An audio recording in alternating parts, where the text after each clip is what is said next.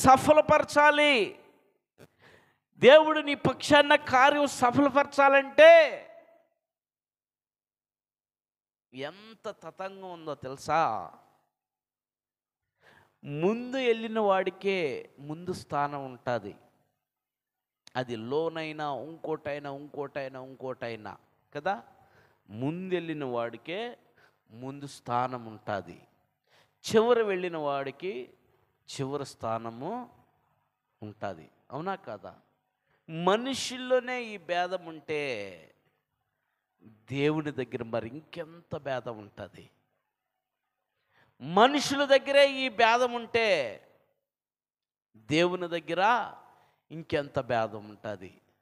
After all ఒక జీవము లేనటువంటి వాటికే భేదం ఉంటే జీవము కలిగినటువంటి దేవుడు ఇంకెంత భేదం చూపించాలా? జీవం లేనటువంటివి ఏంటో తెలుసా మీకు?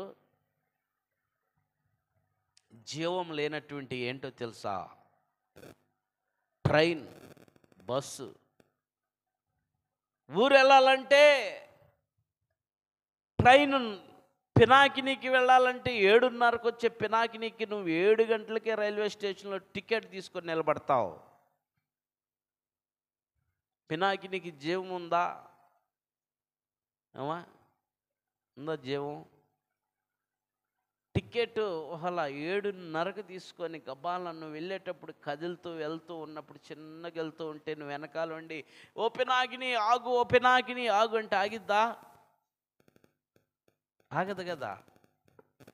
నోరు లేనటువంటి వాటికే జీవం, నోరు లేనటువంటి వాటికే ఏం లేదు అమ్మా. జీవం లేనటువంటి వాటికి ఏమి లేవు, మనస్సాక్షి లేదు. అధికారులను తీసుకుంటే అధికారులు చెప్పిన టయానికి రాకపోతే తాళం వేసేస్తారు. వాళ్ళకి ఏముండదు. మరి మన ప్రభు అయినటువంటి యేసయ్య కూడా జీవము కలిగిన దేవుడు, రోషము కలిగిన దేవుడు, సర్వశక్తిమంతుడు, సర్వాధికారి, సర్వ సృష్టికి కారణభూతుడు, మాటతో కలుగు చేసినటువంటి భూమి ఆకాశములను కలుగు చేసినటువంటి దేవుడు, నిరంతరం స్తుతులకు స్తోత్రాలకు అర్హుడైనటువంటి దేవుడు. మరి నిన్ను గమనించడా? చెప్పు, నిన్ను గమనించడా? గమనిస్తాడు. నువ్వు అనుకుంటావేమో,